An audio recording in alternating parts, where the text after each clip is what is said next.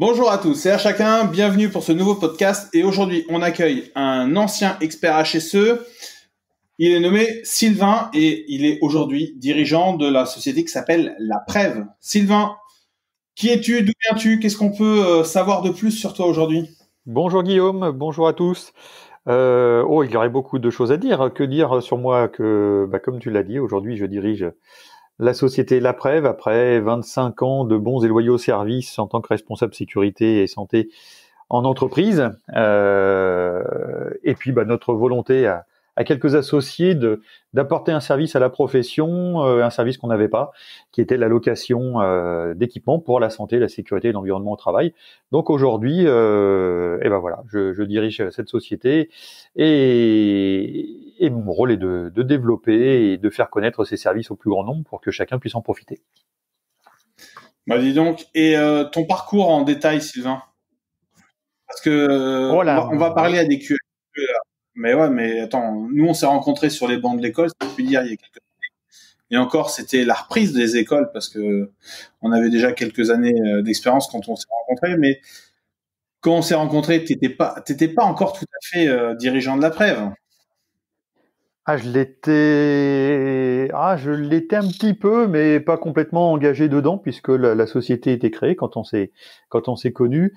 Mais on testait la faisabilité et puis l'intérêt que pouvait apporter le service dont on avait besoin et qu'on avait créé. Donc oui, j'étais encore en poste. Et pour répondre à ta question, dans mon parcours, en quelques mots, c'est 20-25 ans dans le domaine de la santé et de la sécurité au travail, une formation initiale dans le domaine, puis un passage de quelques années chez Citroën, puisque maintenant on parle de PSA, mais à l'époque Peugeot et Citroën se tiraient un peu la bourre, donc c'était chez Citroën à Vélizy, sur le centre technique de recherche et de développement. Ouais. Et j'ai poursuivi chez Péchinet dans la métallurgie, sur un atelier fonderie, sur un site, un grand site Péchinet à Issoire, qui est maintenant Constellium.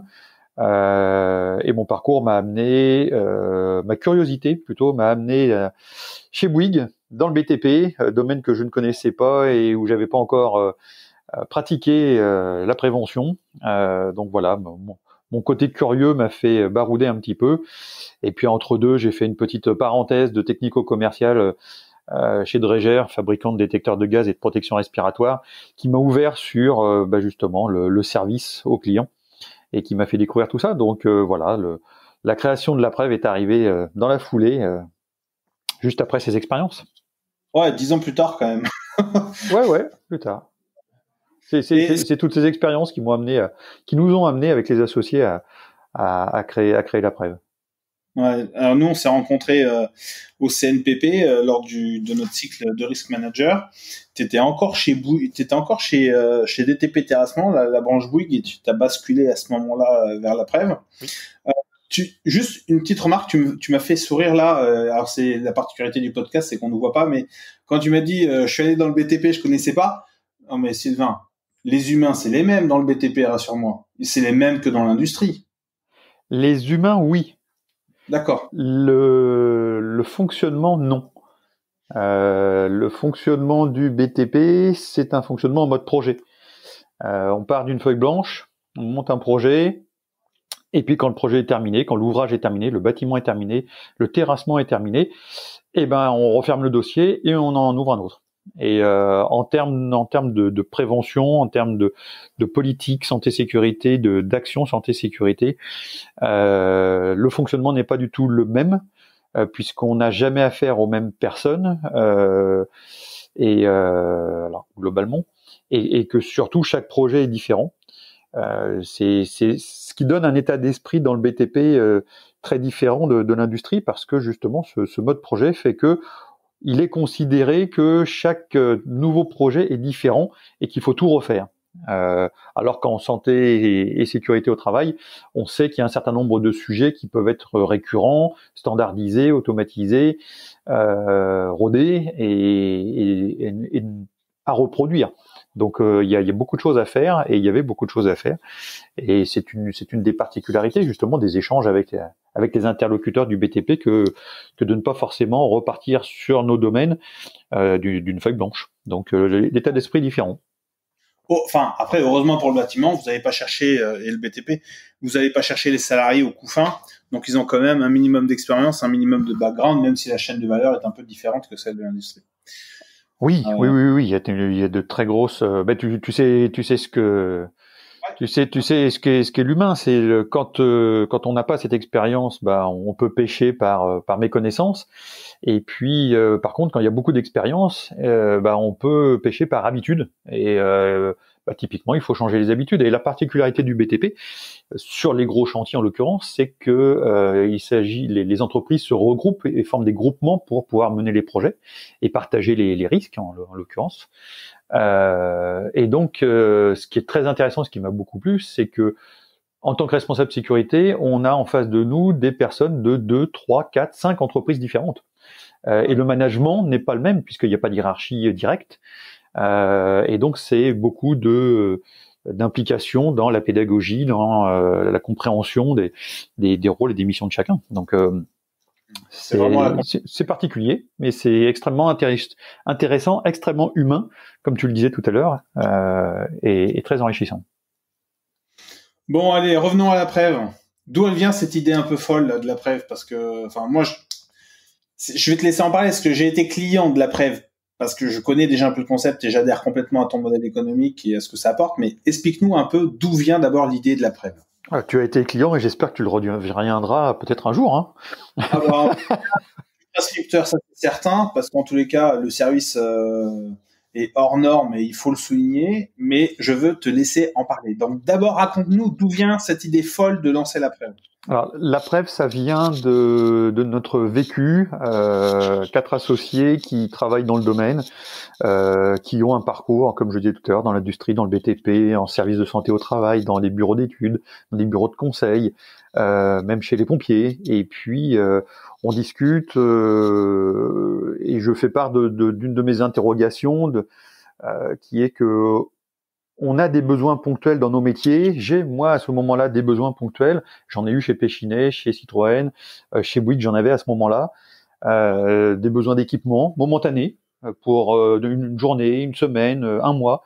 Et puis, pas de solution en face à l'époque, en 2009, puisque la Prève a fêté ses 10 ans l'année dernière. Pas de solution, sauf faire appel à un prestataire qui vient avec son véhicule, ses frais, son temps, ou alors acheter le matériel. Et dans les deux cas, c'est pas forcément ce que nous attendions. Nous avions les ressources, puisque nous étions là, les ressources humaines, nous étions là pour faire. Nous avions les compétences, on savait faire. Il nous manquait la ressource matérielle. Et donc juste le besoin de matériel l'instant présent. Et donc, devant ce constat et devant le fait que déjà à l'époque on louait beaucoup de choses partout sur la planète, on était capable de louer, dans ce que je connaissais, louer des voitures, louer des échafaudages, louer des engins de terrassement. On peut tout louer, et on louait pas dans la prévention, et on se pénalisait parce qu'on était obligé d'investir, on était obligé de payer des prestations sur des choses que l'on pouvait faire. Donc voilà, ça c'était un constat, on en a discuté à 2, 3, 4 anciens collègues, personnes du secteur, et puis on s'est dit, puisque ça n'existe pas, faut le créer. Offrons à la profession dans laquelle on travaille depuis des années, offrons à la profession ce service qui permettra de faire plus de prévention, puisque plutôt que d'acheter un sonomètre à 5 000 € et s'en servir une semaine ou deux dans l'année, on va le louer 300 ou 400 € et il me restera 4 500 € pour faire autre chose. Ouais. Donc voilà, ça vient de là. Ouais, ça c'est vraiment le gros point que j'ai adoré dans le service que tu avais lancé à l'époque et auquel j'ai fait appel à de nombreuses reprises. Pouvoir avoir du matériel de manière temporaire en ayant la certitude que le matériel qui nous est mis à disposition, il est correctement entretenu, il est contrôlé. Parce que là, t'en as pas parlé encore de tous ces petits à côté, parce que acheter le matériel, ok, c'est un montant, mais l'enjeu c'est derrière dans la mesure où on fait des mesures physiques qui sont opposables d'un point de vue santé-sécurité et qui pourraient aller jusqu'à des problématiques de santé si c'est exposition au bruit, maladie professionnelle. Si tes mesures sont pas conformes et si t'as pas les certificats de suivi de ton équipement, on pourrait dire, bah, monsieur, je suis désolé, vos mesures ne valent pas un clou parce que le matériel utilisé, il a pas été ni entretenu ni vérifié. Donc tous ces sujets-là, parce que là, tu as parlé que de l'achat, mais l'entretien, c'est quand même un gros sujet qui est d'ailleurs une des grosses valeurs ajoutées que vous apportez autour du matériel. Vous en parlez peut-être pas beaucoup, mais c'est quand même un des gros points. Bah, oui, financièrement, c'est vrai que c'est, on va dire, un des deux atouts majeurs de la location, c'est de ne pas avoir l'investissement, de pouvoir fonctionner avec des budgets de fonctionnement et de ne pas avoir les coûts d'entretien. Ça, tu as raison, c'est l'un des principaux éléments. Le deuxième, on en parlait hier avec un partenaire qui a les mêmes valeurs, qui est dans un domaine de la santé et de la sécurité également, mais pas dans la location, et qui offre aussi de la prestation de service. On partageait les mêmes valeurs que les valeurs de la Prev, qui est le service et les services facilitants. Ce que l'on veut, en ayant été dans ces fonctions, c'est faciliter la vie de nos interlocuteurs.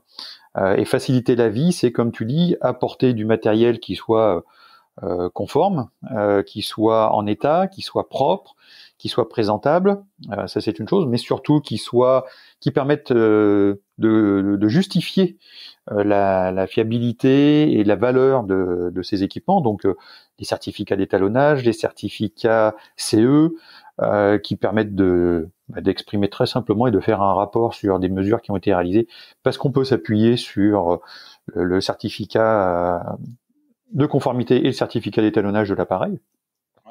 Mais quand on parle de faciliter la vie, c'est aussi avoir la main rapidement sur les appareils avec le mode d'emploi simplifié et illustré que l'on fait avec des photos que l'on fait nous-mêmes pour que l'utilisateur puisse prendre la main sur l'appareil, l'utiliser sans y passer 3 jours à lire le mode d'emploi du fabricant.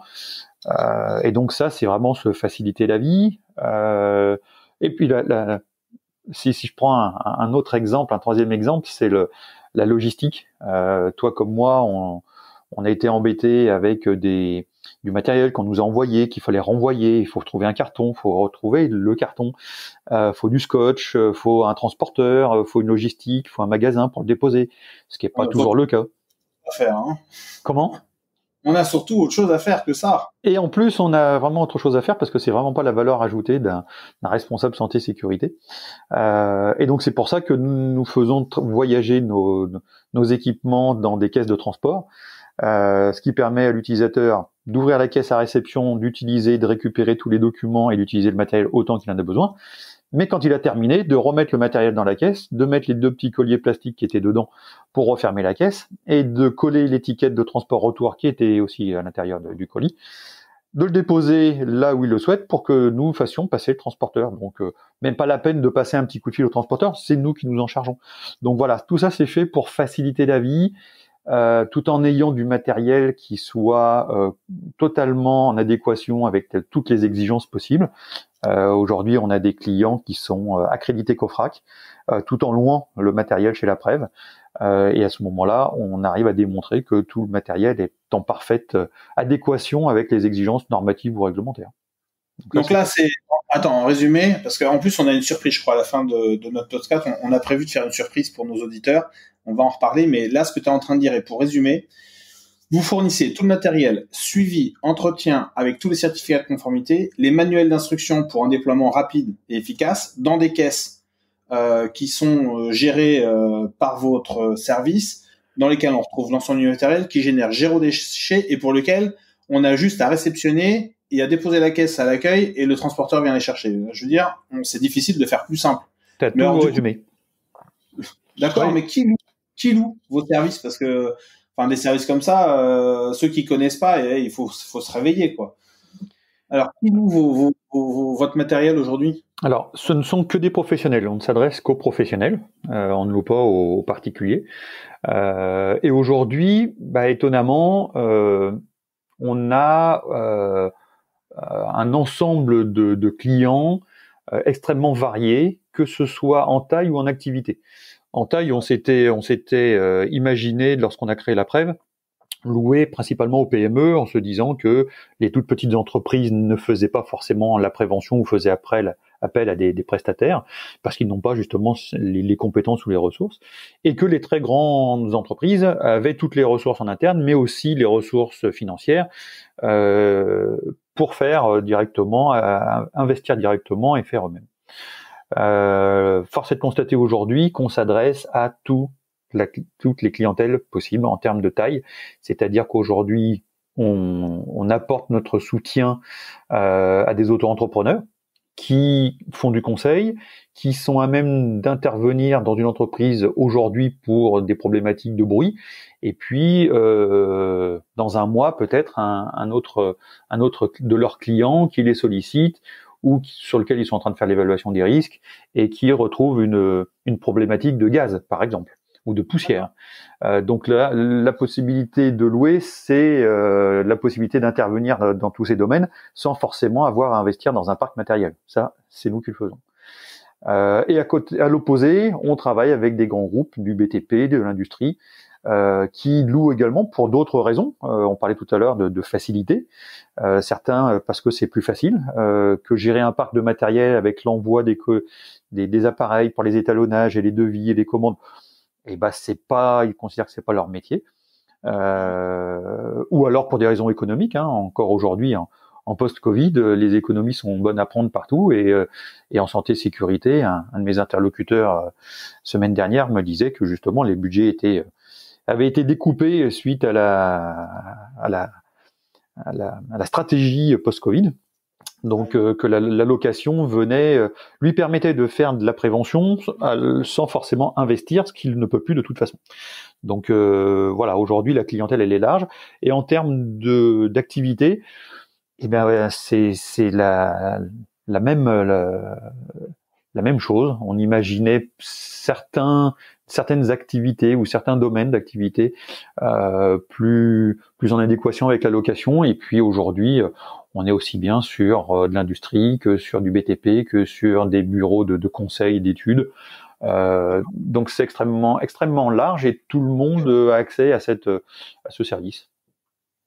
C'est extrêmement varié, parce que là tu parlais de grands groupes et puis en opposition complète avec des auto-entrepreneurs, donc ça répond vraiment à un besoin ponctuel de matériel pour un grand nombre de typologies d'entreprises. C'est cool.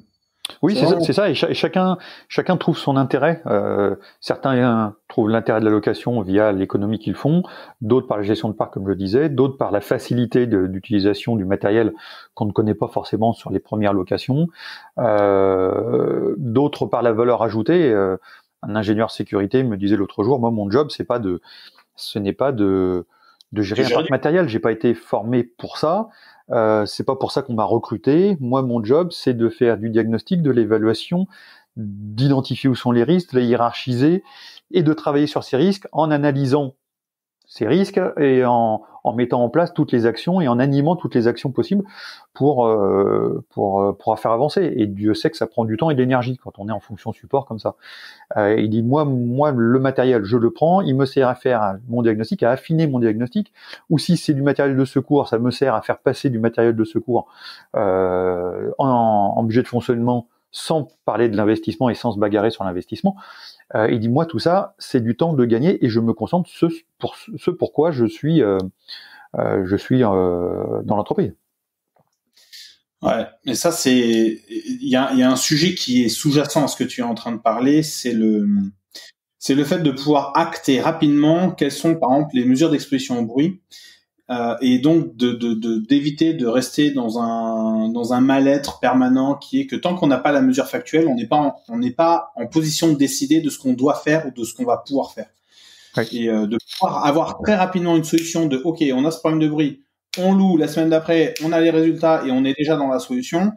Ça évite de se retrouver dans des ambiances professionnelles où alors si en plus c'est un peu tendu entre les salariés, les élus, la direction, combien de HSE aujourd'hui souffrent de positions, de postures où ils sont un peu sur le fil du rasoir en disant j'aimerais bien régler le problème mais je peux pas le régler, et du coup on se retrouve avec un chewing-gum collé à la chaussure là et on se le traîne pendant des semaines et des semaines, alors qu'en fait quand on a les moyens de mesure, c'est hyper factuel. Oui. On est bon, et derrière, on fait quoi?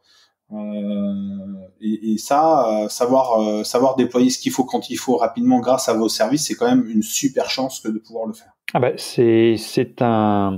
Si je résume ce que tu dis, c'est une des raisons pour lesquelles certains de nos interlocuteurs louent des équipements, c'est le rôle pédagogique.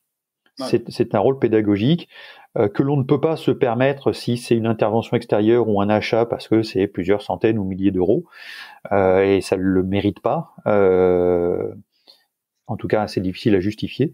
Et alors que pour quelques dizaines ou centaines d'euros, on fait la mesure, on affiche le nombre de décibels, soit on est loin des valeurs, soit on est près des valeurs, mais il y a beaucoup moins de discussions. Et parmi les personnes qui nous louent du matériel, il y a ceux qui en effet vont louer des équipements pour se mettre en conformité. Et là, il faut quelque chose de parfaitement opposable. Et puis d'autres qui vont faire du diagnostic et, comme tu le dis, vont vouloir se positionner, avoir une valeur en tête, avoir une valeur à afficher, pour savoir tout simplement si, dans certains cas, il n'y a pas d'action à mener, parfois tout simplement, plutôt que de dépenser de l'énergie, sans parler d'argent, de l'énergie à résoudre un sujet qui n'existe pas. Je suis dans l'entreprise, je dois évaluer le risque vibration, les conséquences et les enjeux en termes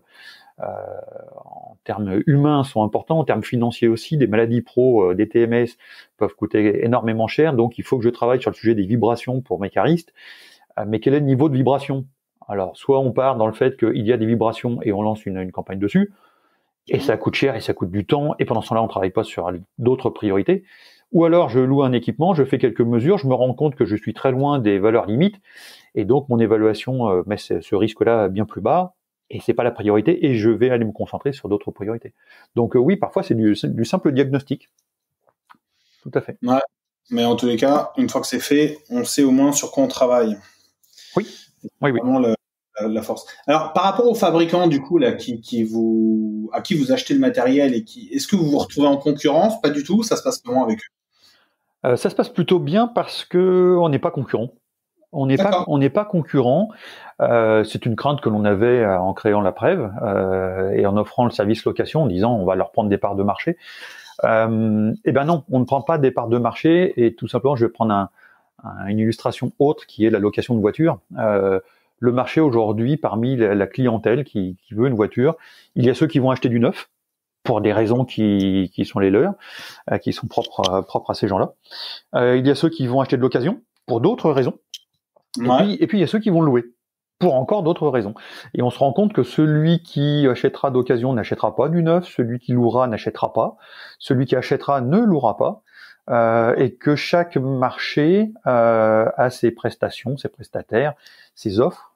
Et donc nous, on arrive comme une troisième offre. Voilà, il y a ceux qui achetaient de la prestation, il y a ceux qui achetaient le matériel. Et aujourd'hui, il y a ceux qui louent pour les raisons dont on parlait tout à l'heure.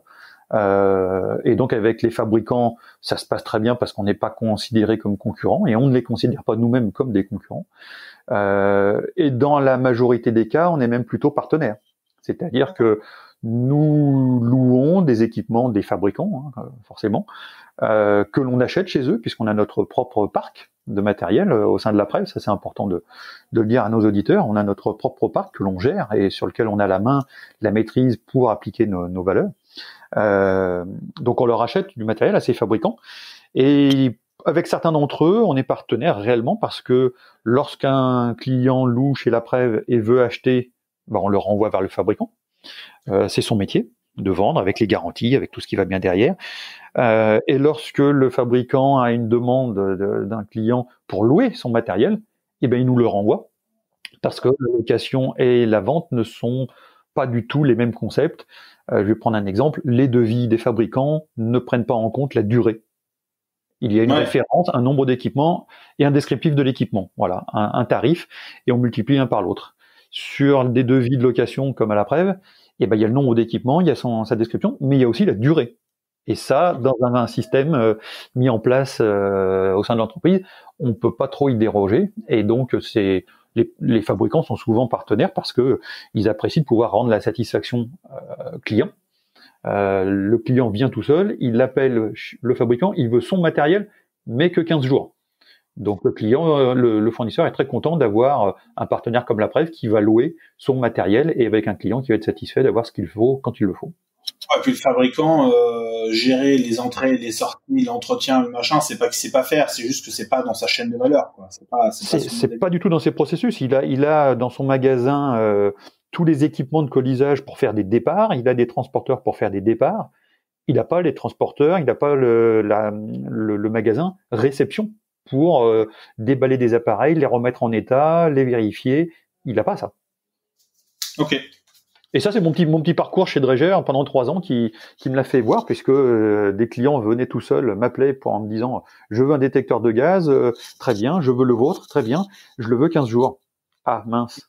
Et donc là, en tant que fabricant, on cherche un appareil de démo, mais les appareils de démo sont pas forcément étalonnés, ils sont pas faits pour ça, et on n'a pas le suivi, la traçabilité de l'appareil.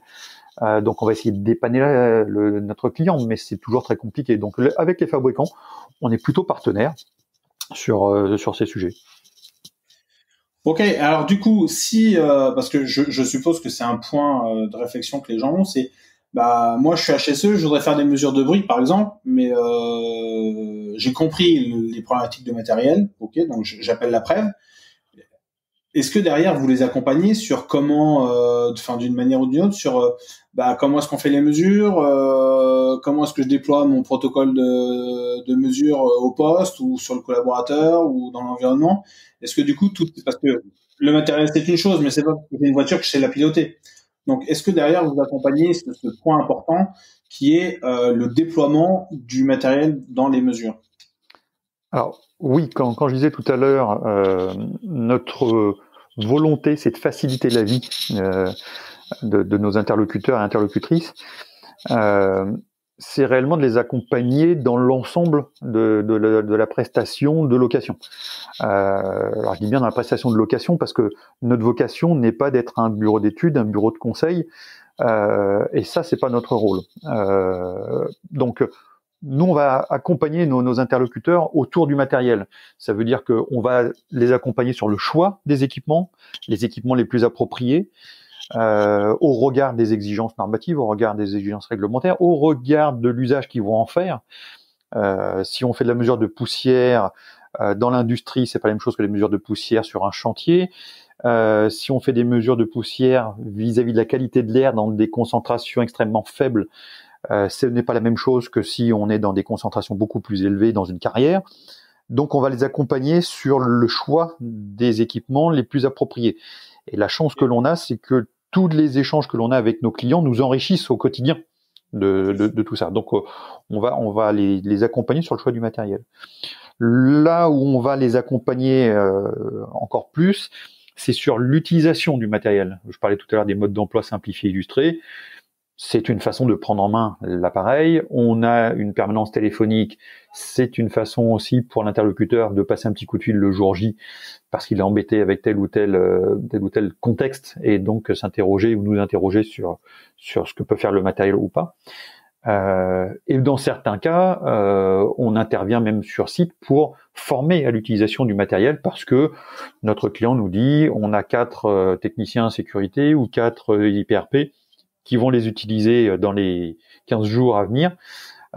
Donc, on aimerait qu'ils soient formés pour être totalement autonomes, que ce soit sur l'appareil et de plus en plus souvent sur les logiciels qui accompagnent les appareils. Donc ça, on accompagne complètement. Et puis, tu me connais, moi, quand je suis dans le domaine de la santé et de la sécurité, je suis dedans et j'en parle avec mes tripes. Donc, quand un client a besoin d'informations sur l'usage, le contexte, le comment, le pourquoi, tout ce que l'on a pu apprendre à la Preuve au fur et à mesure de ces années, bien sûr, on en fait part à nos clients.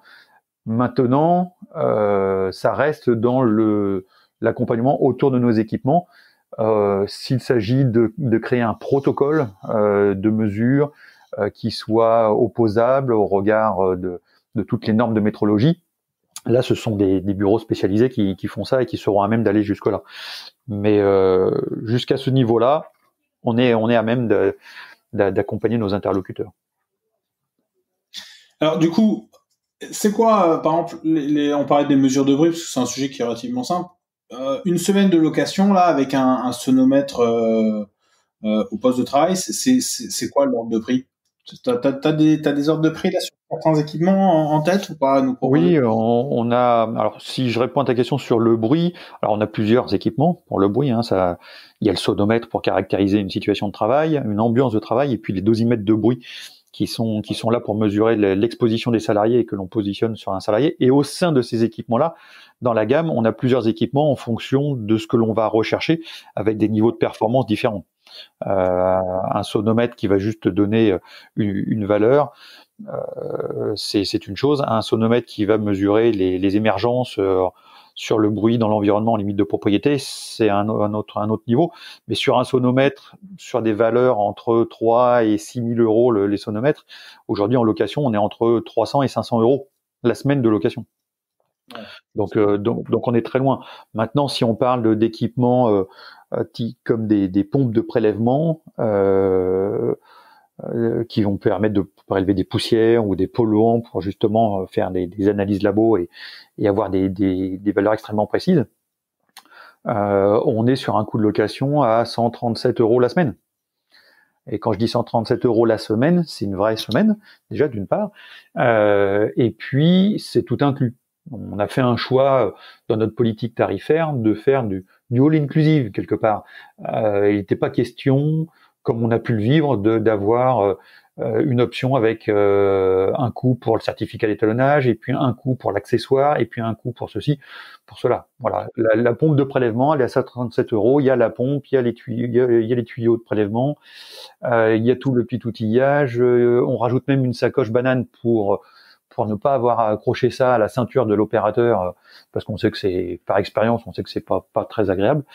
Les certificats, tout le dossier technique qui va avec. Voilà. Donc, tu vois, c'est relativement large. Et même pour offrir le service complet, on s'est parfois interrogé de faire l'acquisition d'appareils moins coûteux, comme un luxemètre, qui sont loués à moins de 50 euros la semaine. Ouais, ça c'est toute la force. En plus, l'avantage, parce qu'on n'en a pas parlé, mais vous faites quand même le choix des outils les plus faciles à déployer, parce que pour vous, la simplicité est quand même un des éléments qui est inhérent à vos valeurs. Et je sais que dans le choix du matériel, pour en avoir essayé, parfois il y a des choses qui donnent le même résultat, mais c'est juste pas le même. Enfin, c'est pas ce qu'il y a de plus simple, quoi. Et un loueur comme vous de matériel, il peut pas passer son temps au téléphone à expliquer à l'IPRP ou à aller chez eux sur le terrain comment on déploie le matériel, si le matériel est complexe, s'il est mal conçu ou s'il est difficile. Et ça, enfin moi j'avais remarqué que en plus je crois que ce que j'avais loué une fois chez vous, c'était du matériel pour des champs électromagnétiques et il y avait même le PC fourni avec pour les logiciels. Oui, mais oui, bien sûr. Oui. Bah, ça fait partie du côté facilitant dont on parlait tout à l'heure. Hein. C'est aujourd'hui beaucoup d'appareils de métrologie sont capables d'enregistrer les données. Pour les sortir ces données, bien souvent, il faut le logiciel du fabricant qui va bien.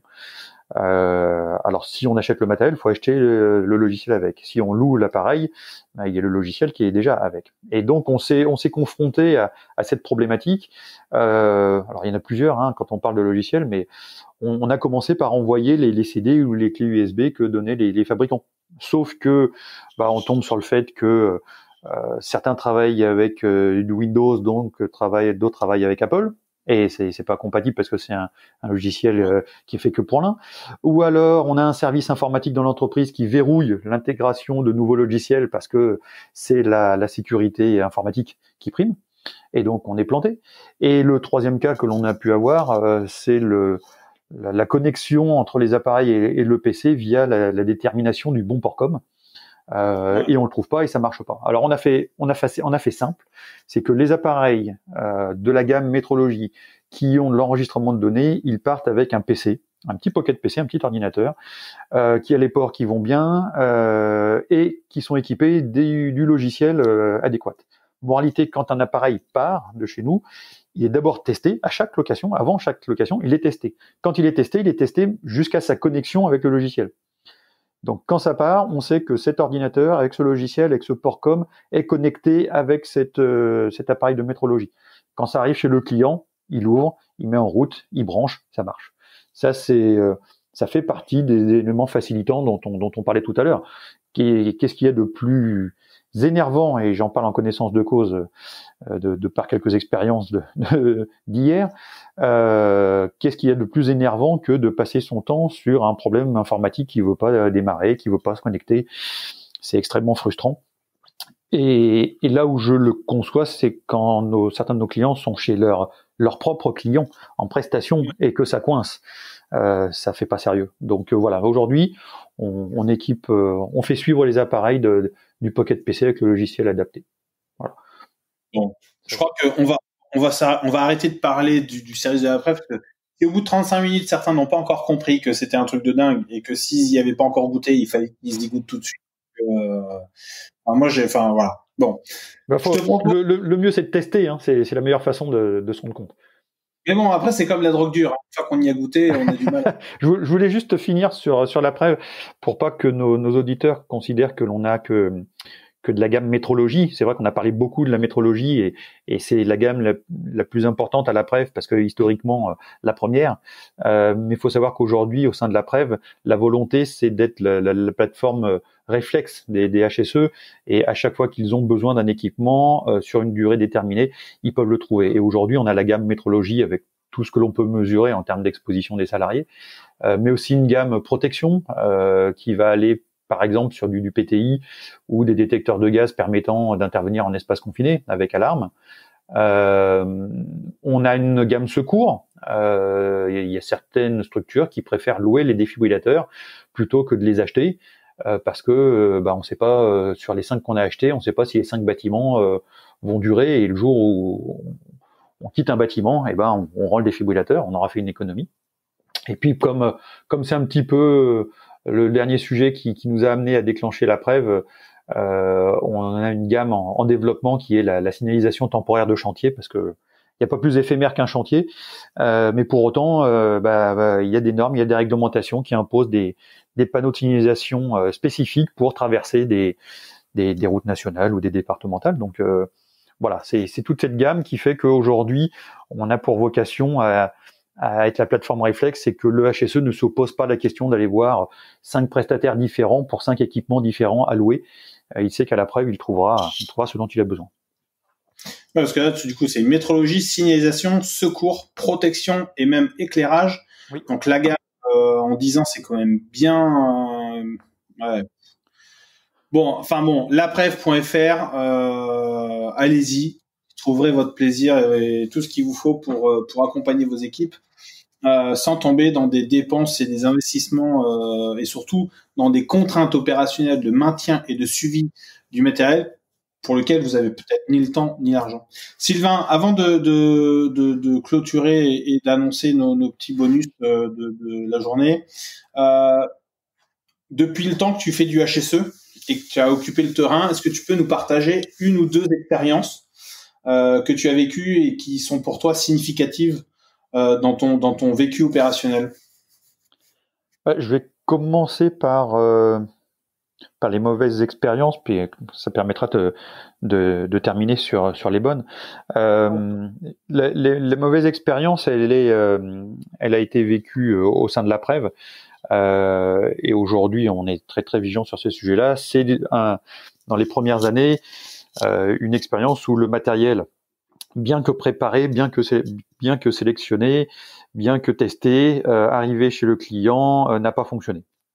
Alors, pour des raisons purement matérielles, mais ce qui nous a extrêmement déplu et humainement touché, c'est que notre interlocuteur n'ait pas le service attendu, soit embêté devant son propre client, et soit gêné par tout ça. Et ça, c'est vraiment la pire des expériences, c'est ce sur quoi on travaille tous les jours pour l'éviter, en montant en permanence l'exigence, parce que c'est quelque chose qu'on ne veut pas, et ça on le vit très très mal. Alors on l'a vécu que 2 fois sur les dernières années, mais c'est déjà 2 de trop, et ça c'était vraiment quelque chose de mal vécu. Voilà. Et je pense que tout le monde comprendra que oui, face à un équipement qui ne veut pas fonctionner, on est très embêté. Attends, parce que là, tu me l'as fait à la française, on est parti en mode le point négatif avant attends. Parce que moi, te connaissant, je sais que ça n'a pas dû t'arriver, en 10 ans de location de matériel, ça n'a pas dû vous arriver un paquet de fois. Donc, ça vous est arrivé combien de fois, la situation dont on parle? Deux fois. Attends, 2 fois en 10 ans, c'est un non-événement. Je te remercie. Mais on préfère le prendre comme un vrai événement et travailler dessus pour que ça se reproduise jamais. Voilà, c'est ça, c'est ça la finalité. Après, on travaille avec certains équipements qui ont de l'électronique et quand une pièce électronique lâche, ça malheureusement on peut pas faire grand chose, mais à nous d'en tirer de l'enseignement et puis de savoir pourquoi les pièces lâchent et peut-être de retravailler le choix de ce matériel-là. Donc je le prends comme ça. Ouais, d'accord, mais là, tu fais ton perfectionniste. Parce que, l'erreur est humaine, et si on n'en faisait pas, on n'apprendrait pas. Et puis, deux problèmes de cet ordre-là en 10 ans. Oui, c'est une expérience qui est délicate parce que tu as un client qui est sur le terrain et qui, du coup, même si c'est un client externe vis-à-vis d'un autre client, ou que ce soit un service HSE vis-à-vis de son client interne qui est l'équipe de prod de machin ou du truc, etc., c'est casse-pied pour commencer.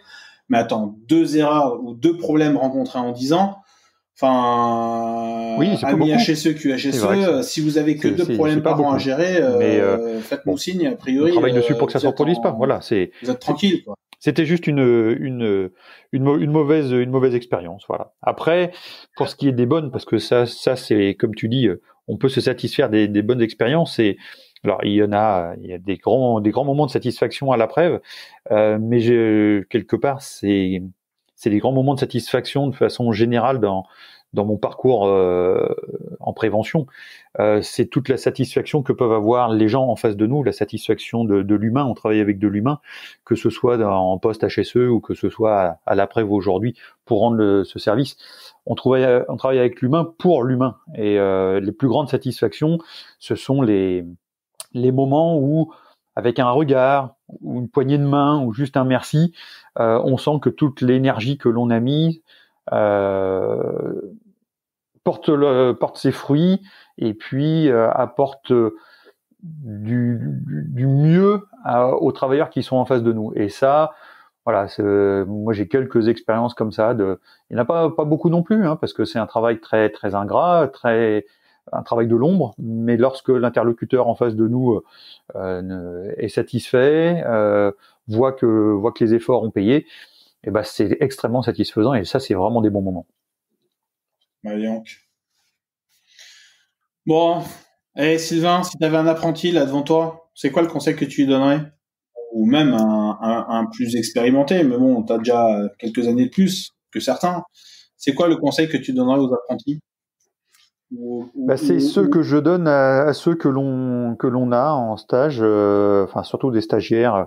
On a eu quelques stagiaires, on a pu embaucher en CDD. On a eu cette chance-là de pouvoir embaucher sur des opérations particulières, sur des montées en puissance. Et moi, ce que je retiens de mon expérience, c'est et ce que je leur dis, c'est de mettre de la méthode, dans ce qu'ils font. C'est le seul moyen de gagner du temps et surtout d'être efficace. J'ai commencé technicien sécurité il y a très longtemps, convaincu par ce que je faisais, en partant sur tous les sujets, tout feu, tout flamme, comme on dit. Et puis quelques années se retourner et se dire c'est bizarre, les risques que j'ai travaillés sont toujours là, les accidents qui se produisent ont des causes quand même assez similaires avec celles d'il y a quelques années. Pourquoi, comment? Et puis c'est tout simplement que oui, j'y mettais de l'énergie, oui, j'y mettais de la volonté, de l'engouement, mais pas forcément avec la méthode. Et ce que je dirais et ce que je dis aux personnes avec qui j'échange et qui me posent la question, c'est d'y mettre de la méthode. C'est le seul moyen de gagner du temps, plus que de gagner du temps, d'avoir le sentiment de ne pas le perdre, ce temps, et puis surtout d'être efficace et d'être crédible. Sans cette efficacité, on n'est pas crédible. On a un métier où on travaille dans l'ombre, je le disais tout à l'heure. Le seul moyen d'être crédible, c'est de montrer l'efficacité, de montrer le résultat. Et ça demande de la méthode. Donc, je dirais mettez de la méthode, et puis surtout innover parce que les forces vives qui arrivent dans le métier sont plein d'idées, et donc n'hésitez pas à innover, sortir des nouveautés qui vont permettre d'améliorer les méthodes, d'optimiser les méthodes, de créer de nouvelles méthodes qui vont faire avancer le schmilblick. Et la finalité, c'est de protéger les gens. Donc, plus on y mettra de méthodes et d'innovation, et plus on protégera, et ça, c'est super valorisant. Ouais. Mais ça, ceux qui sont pas capables de répondre à la question de si tu as, en gros, 1 mois de travail devant toi offert et 10 000 euros de budget, qu'est-ce que tu fais? Si on n'est pas capable de répondre à ces questions, c'est qu'a priori, on n'est pas clair sur ce qu'il y a à faire. Oui, j'ai jamais pensé le poser sous ces termes, mais oui, c'est exactement ça. C'est exactement ça. C'est que si on a un peu de méthode, normalement, avec 10 000 euros et 1 mois devant soi, on sait où on doit aller. Oui, mais si on ne sait pas, c'est qu'a priori, on est en mode réaction, et quand on est en mode réaction, on saute comme la puce sur les fesses d'un chien qui passe, sauf que au bout de la rue, on sait toujours pas où on est allé et ce qu'on a obtenu comme résultat. Donc, je te rejoins vraiment sur ces problématiques de méthode qui sont vraiment un des points clés, hein, parce que ne pas savoir, ne pas faire son bilan, ne pas faire son papri pacte, ça fait partie de la méthode. Et si vous ne respectez pas ces étapes-là, bah déjà d'une année sur l'autre, vous poussez les sujets sans progresser, c'est bien malheureux. Oui. Question lecture, Sylvain. Si tu avais de la lecture à proposer, qu'est-ce que tu proposerais? Oh, t'es dur avec moi. Mais non. Tu sais que je suis pas un grand lecteur. Je suis pas un grand lecteur, mais si tu me poses la question, il y a quand même quelques bouquins qui me plaisent bien et qui me font lire justement. Alors j'ai pas de titre en particulier, mais ce sont les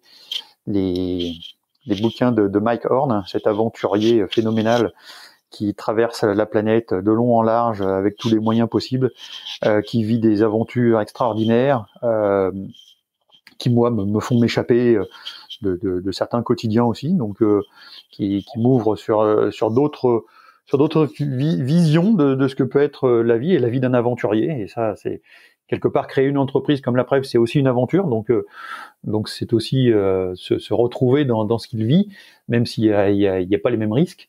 Mais si je cite aussi ces publications, ces livres, et même j'invite nos auditeurs à regarder ces conférences qui sont filmées et qui sont mises sur les réseaux ou sur YouTube. C'est quelqu'un vraiment qui a une vision de la vie qui est extraordinaire. Au-delà de ça, je citerai, je mettrai en avant ces livres parce que il y a une vraie similitude entre la gestion des risques dans ces aventures et la gestion des risques que l'on peut avoir dans notre métier de gestionnaire de risque. Il le dit très bien et régulièrement, tous les risques auxquels il est exposé, il les gère essentiellement par l'anticipation et la préparation. C'est sa préparation, que ce soit physique, mentale, matérielle, c'est toute cette préparation qui va faire qu'il va pouvoir appréhender, gérer, maîtriser, réduire les risques auxquels il va être exposé. Et grosso modo, on se demande quand on parcourt ces bouquins, on se demande comment il est encore vivant. On se dit mais comment il a pu passer toutes ces aventures, toutes ces difficultés et être encore vivant. Et quand on creuse un peu et qu'on rentre dans le sujet, on comprend que tous ces risques, il les a identifiés avant de partir. Il les a réfléchis, il les a recherchés quelque part. Et une fois qu'il les a trouvés, ces risques, il les a travaillés, il les a préparés. Il a mis en face toutes les mesures qu'il fallait pour les gérer, et il est encore vivant et il va encore faire des aventures, il va encore partir, et je trouve qu'il y a une belle similitude entre ce que l'on peut chercher dans la vie aujourd'hui et une forme d'évasion dans ses lectures, et en même temps de très beaux enseignements par rapport à ce que l'on vit dans nos métiers. Donc voilà, je vous invite à lire les bouquins de Mike Horn. C'est vraiment des risques managers, hein, ces gens-là. Les aventuriers sont avant tout des risques managers. Oui. Ah oui, ils passent plus de temps à préparer qu'à pousser son aventure. Donc, c'est de la gestion de risque, exactement. Oui, c'est des risques managers. Il y en a un que j'aime bien dans le même genre, c'est David Manis, qui est le responsable du site, qui est un centre de préparation aux techniques de survie. Et il est très provoque, et j'adore un peu son côté parce que du coup il emmène la réflexion, et je te rejoins sur cet aspect-là, de vraiment se réinterroger. Lui, il a écrit un petit truc là qu'on trouve facilement sur Internet qui s'appelle La vie est injuste et à la fin on crève. Donc très prometteur. Ouais, c'est prometteur, mais c'est surtout que ce que tu en retires, c'est que finalement, entre ta naissance et ta mort, il y a ce que tu en fais. Et qu'il y a des choses sur lesquelles tu as le pouvoir et d'autres sur lesquelles tu n'en as pas. Et l'enjeu pour pouvoir tirer l'épingle du jeu, c'est justement d'être plus flexible, plus adapté, plus adaptable, plus résilient, quoi, finalement. Et ça vaut pour les individus comme ça vaut pour les organisations pour lesquelles on travaille.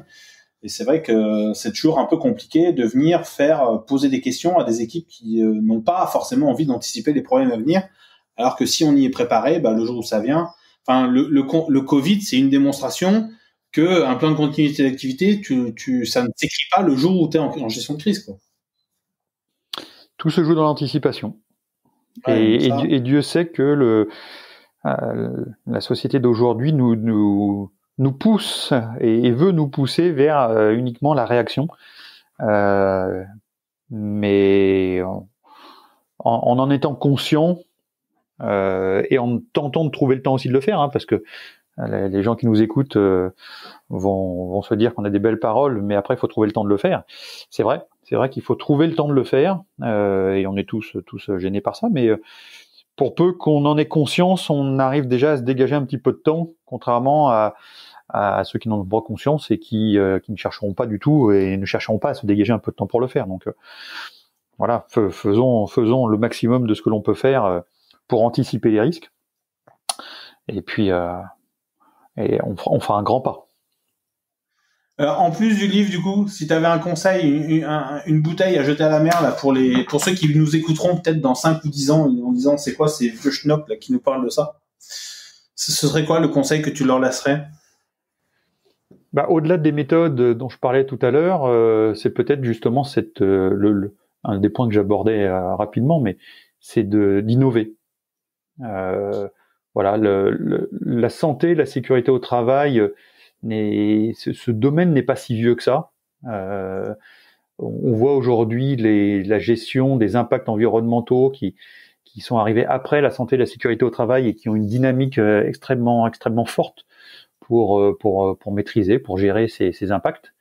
Et si j'avais une bouteille à la mer, ce serait justement de continuer à innover, à y croire, mais à y croire en innovant pour avancer toujours plus vite. Ouais. Et toujours plus fort. Donc voilà, innover et restez pas sur les vieilles méthodes qui ont fait leurs preuves. On a fait plein de choses qui ont fait leurs preuves. On a fait plein de choses aussi qui n'ont pas fait leurs preuves. Mais c'est en innovant qu'on peut le tester, qu'on peut vérifier.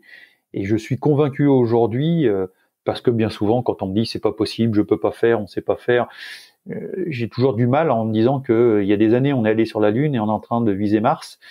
Et en santé sécurité, en parlant de l'humain, en parlant de matériel, en parlant de technique, on n'a pas de solution. Je suis convaincu qu'on a toujours la solution. Maintenant, peut-être qu'elle n'existe pas encore et qu'il faut la créer. Et si j'avais une bouteille à la mer, ce serait ça. Créer les produits de demain, créer les innovations, les méthodes de demain, les approches de demain. Peut-être que ce sera plus les mêmes approches telles qu'on les a aujourd'hui. Donc, sortez des rangs et innovez. Au lieu de se poser les 5 pourquoi je peux pas, autant se poser les 5 comment je vais faire, tu vois ça. Ça, j'adore, je like. Ça décloise, ça. Ah ouais, je like. Je vais changer mon vocabulaire. Bon, allez, on va conclure sur cette petite blagounette. On a dit au début qu'on avait une surprise et on a répété. Moi, ce que je voulais, c'était offrir à tous les gens qui nous écoutent et qui viendraient de ta part, Sylvain, tout simplement 10% de remise sur leur première commande ou une formation offerte pour une achetée. Et puis, comme on sort une formation par semaine, autant vous dire que le choix est quand même relativement vaste. Et puis, peut-être que toi, Sylvain, de ton côté, tu as une offre à proposer à nos auditeurs. Je vais m'aligner sur la tienne, pour que chacun, je disais tout à l'heure que le meilleur moyen, au-delà des mots, le meilleur moyen de mesurer le service et puis la facilité que la location peut apporter, le meilleur moyen c'était de le tester. Donc on on va faire ce qu'il faut pour que nos éditeurs puissent le tester, et on va également apporter une remise de 10% sur les locations lorsque l'on vient de la part de P2C. Voilà, avec un petit code P2C. N'hésitez pas surtout à le préciser parce qu'il faut qu'on le sache. Mais à partir de là, on va proposer ce petit cadeau de 10% de remise sur les locations. Et pour les nouveaux venus, ça fait toujours plaisir. Et puis, on espère qu'ils seront bien évidemment satisfaits par ces services qui sont proposés par la Prev.fr, je précise. On fera tout ce qu'il faut pour. Ça marche. Bon, bah écoute Sylvain, encore un grand merci pour cette heure d'échange autour du service et de l'offre de service que vous offrez. Un dernier mot avant de dire au revoir? Eh ben, merci à toi déjà, et puis que le réseau de la prévention soit fort pour avancer et qu'on avance tous ensemble sur ces sujets. Et encore merci à toi et bonne journée à tous. Bon, ben voilà, si le zéro accident fait partie de vos valeurs, vous pouvez bien évidemment faire appel à nos services. On sera ravis de vous aider à faire en sorte que le zéro accident devienne une réalité chez vous. On vous souhaite à tous une excellente fin de journée. N'oubliez pas de prendre soin de vous et à très bientôt. Salut à tous. À bientôt, bonne journée. Salut Sylvain. Salut Guillaume.